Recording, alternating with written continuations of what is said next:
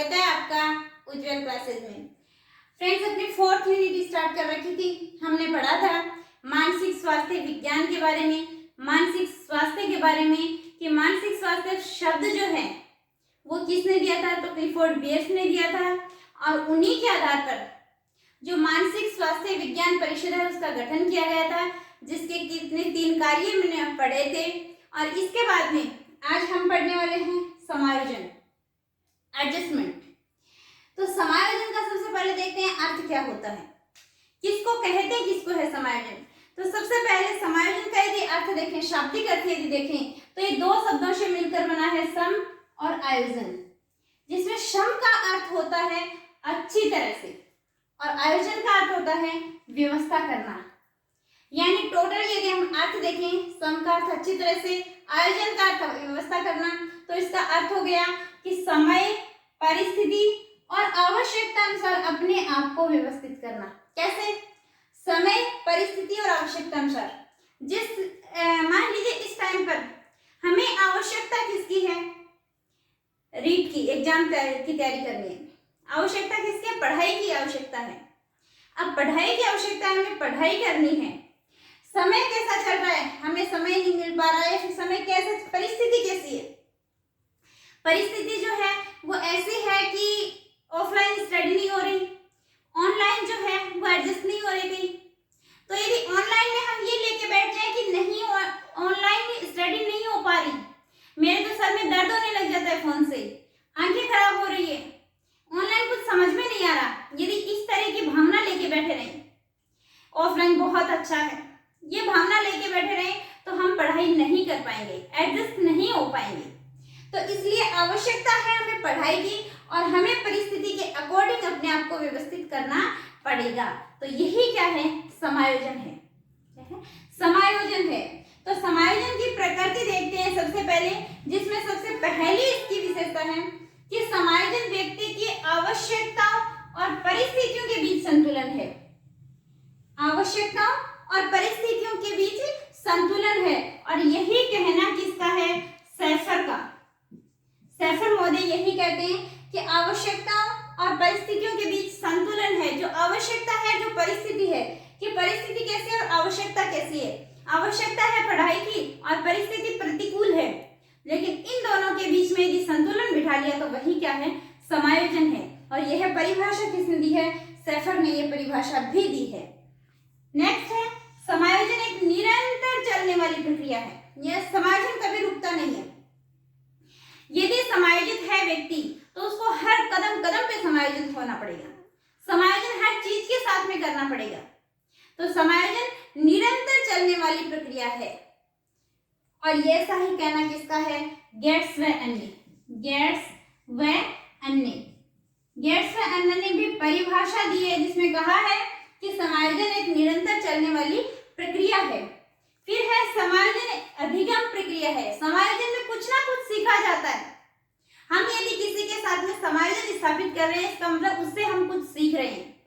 मान लीजिए कि कोई आदमी है, जयपुर में रहता है, अच्छी तरीके से रहता है, एसी में रहता है, लेकिन ऐसा हुआ कि उसे हमारे यहाँ पे मरुस्थल में, रेगिस्तान में आना पड़ा, चूरू में आना पड़ा, जहाँ पे भयंकर गर्मी है, भयंकर गर्मी है। और इस गर्मी में वो क्या कर रहा है कि बहुत ज्यादा पसीना निकल रहा है। वो तो एसी में बैठा हुआ था, कभी रहा ही नहीं ऐसी परिस्थिति में, लेकिन भयंकर तरीके से उसे पसीना निकल रहा है और उसको मतलब उसकी हालत खराब हो रही है, लेकिन फिर भी वो उस परिस्थिति में भी वो मुस्कुरा रहा है। कुछ सीखने को मिल रहा है, कुछ देखने को मिल रहा है, यानी कुछ वो ऐसी परिस्थिति में भी मुस्कुरा रहा है, कुछ सीख रहा है। तो यही क्या है, समायोजन है। तो समायोजन क्या है, अधिगम प्रक्रिया है। और ये किसने कहा है, स्किनर ने कहा है कि समायोजन अधिगम प्रक्रिया है। समायोजन व्यक्ति और वातावरण के बीच संतुलन की प्रक्रिया है। व्यक्ति यदि वातावरण के बीच साथ में संतुलन स्थापित कर लेता है तो वो क्या है, समायोजन है। समायोजन में उपलब्धि और प्रक्रिया दोनों शामिल है। जो हमने हासिल किया है वो भी, और जिस प्रक्रिया से हम गुजरे हैं वो भी, वो दोनों किसमें शामिल है, समायोजन में। समायोजन यथार्थ पर आधारित है। यस, अपन कल्पना में यदि समायोजन करें कि हम ऐसा कर लेंगे, लेंगे, वैसा कर लेंगे, और रियल में बैठे बैठे वो ऐसे वाला व्यक्ति सोच रहा है कि मैं ऐसा समायोजन कर लूंगा, कोई टेंशन नहीं होगी, निकलता है तो निकलने दे पसीना, ऐसे सोच रहा है सिर्फ, और हकीकत में जब आया तो उसकी हालत खराब हो गई। तो ये समायोजन नहीं है, यथार्थ नहीं, यानी वास्तव में करना पड़ता है समायोजन। और वास्तव में समायोजन तभी रहता है जब आप मानसिक रूप से स्वस्थ हैं, यहाँ से एकदम बर्फ की तरह ठंडक हो गया। समायोजन से व्यक्ति में तनाव और कुंठा का ह्रास होता है।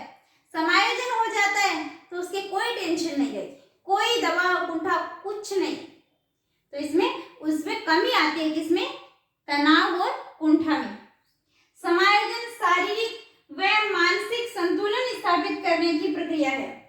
शारीरिक, शरीर को भी कष्ट देना पड़ता है, और मानसिक, यहाँ पे भी थोड़ा कष्ट। तो यहाँ पे यदि ठंडक रखोगे तो शारीरिक कष्ट अपने आप झेल लोगे। तो ये भी शारीरिक और मानसिक संतुलन स्थापित करना क्या है? समायोजन है। क्या है? समायोजन। तो ये समायोजन की प्रकृति है। अब चलिए देखते हैं समायोजन की विशेषताएं। अब देखते हैं समायोजन के प्रकार। तो समायोजन मोस्टली 3 प्रकार का होता है: रचनात्मक या सृजनात्मक समायोजन, स्थानापन्न समायोजन और रक्षा युक्ति समायोजन, या फिर जिसको बोल सकते हैं मानसिक मनोरचना समायोजन। पहला है रचनात्मक या सृजनात्मक। इसमें क्या होता है कि मान लीजिए व्यक्ति कोई दुविधा में है और वो उसे जिससे प्राप्त करना चाहता है या जिस काम को करना चाहता है उसमें कोई बाधा आ रही है, तो वो क्या करेगा? कुछ ऐसा रचनात्मक या सृजनात्मक कार्य करेगा और वो अपने आप को समायोजित कर लेगा। जैसे मोस्ट एग्जाम्पल, बहुत फनी एग्जाम्पल बताऊं कि मान लीजिए एक पत्नी को पति पे गुस्सा आ रहा है और वो क्या करती है, उस गुस्से को आटा लगाने में ठोक ठोक के उस गुस्से को निकालती है, यानी वो समायोजित हो रही है। ये वैसे मजाक है।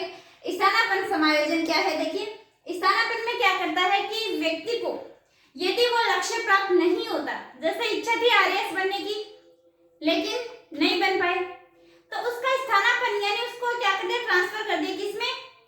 परिवर्तित कर दिया उसमें, किसमें? टीचर बनने में, और वो क्या बन गया? टीचर बन गया।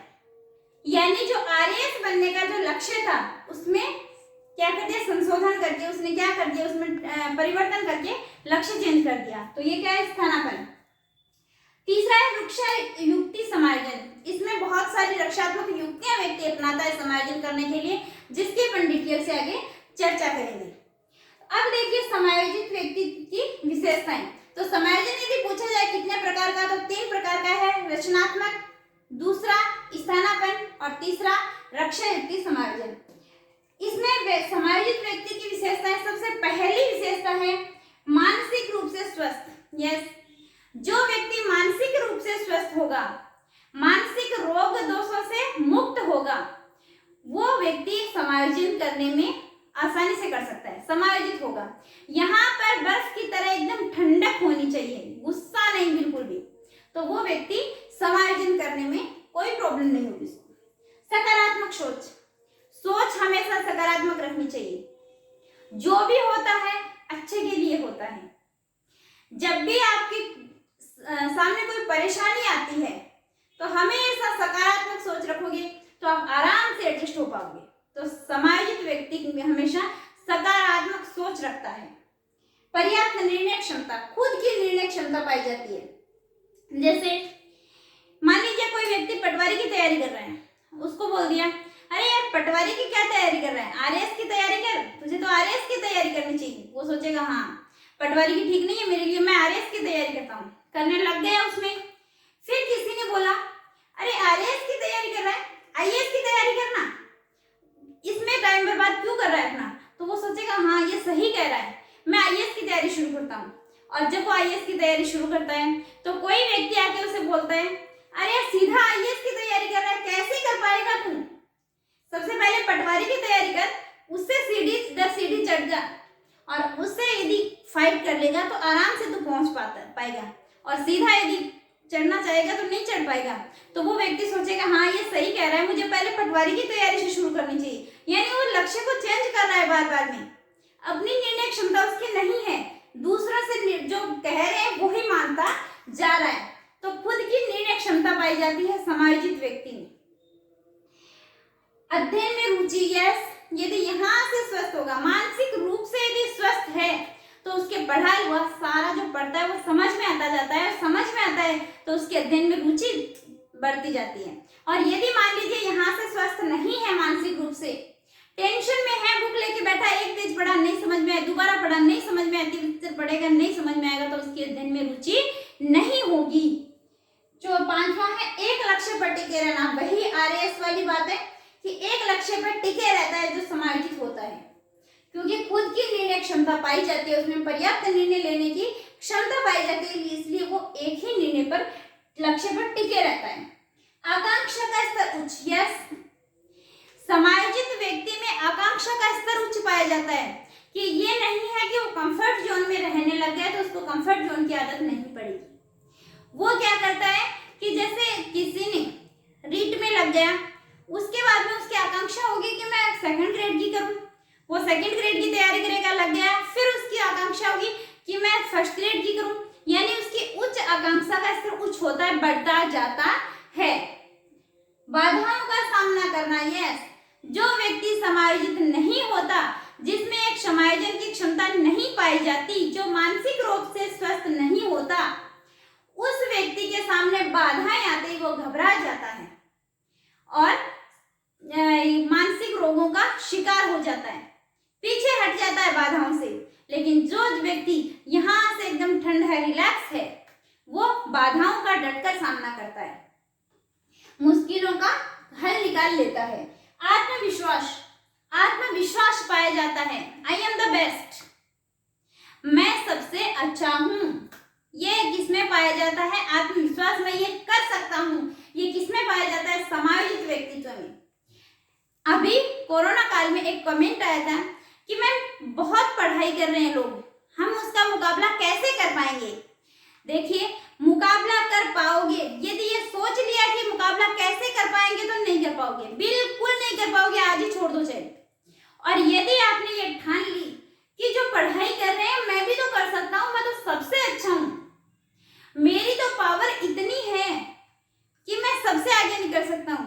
क्या है जो रोज पढ़ रहे हैं वो गलत पढ़ रहे हैं, उन्हें पढ़ने का तरीका तक नहीं पता, लेकिन मेरा तरीका इतना अच्छा है, मैं जो पढ़ रहा हूं उसमें से 100% यदि नहीं तो 90% इसी बुक में से आएगा। यह आत्मविश्वास होना चाहिए, इसमें समायोजित व्यक्ति होगा उसमें यह आत्मविश्वास भी होगा। व्यवहार में लचीलापन, यस, व्यवहार में उसके लचीलापन पाया जाता है। जैसे मैंने एग्जांपल दिया था कि जयपुर में एसी में रह रहा था और उसका किस में कन्वर्ट कर लिया उसने, एकदम पसीने वाली में भी मुस्कुराता है, यानी लचीलापन पाया जाता है। ऐसे नहीं कि मैं तो उसी में रहता हूं तो बस उसी के प्रति दृढ़ नहीं। फिर है अपनी अच्छाइयों और कमजोरियों का ज्ञान, यस, सबसे अच्छी बात होती है समायोजित व्यक्तित्व की, अपनी अच्छाइयों का ज्ञान होना और अपनी कमजोरियों का ज्ञान होना। यदि हमें अपनी कमजोरियों का ज्ञान पता चले तो हम उनसे सुधार सकते हैं, लेकिन जो समायोजित व्यक्ति नहीं होगा वो अपनी जो कमजोरियां उसको एक्सेप्ट नहीं करेगा, और यदि जब तक एक्सेप्ट नहीं करेगा तो वो अपनी कमजोरियों को नहीं सुधार सकता। तो समायोजित व्यक्ति की अच्छाइयों और कमजोरियों दोनों का ज्ञान होता है।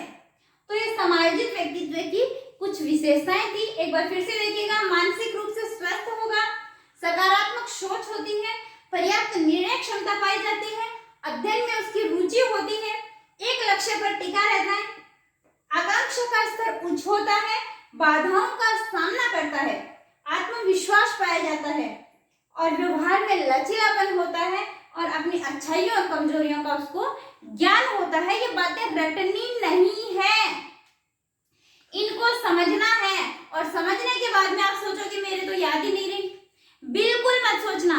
आप सोचना मेरी याद हो गई और देखना जैसा ही क्वेश्चन आएगा आपके सामने आप फटाक से आंसर दे दोगे इसके, क्योंकि आपके समझी हुई है और समझी हुई चीज कभी भूलते नहीं है। तो इनको सिर्फ और सिर्फ यहाँ से समझना है। रखने वाली बात यह है कि समायोजन कितने प्रकार का होता है? 3 प्रकार का होता है, ये याद रखने वाली बात है और ये समझने वाली बात है।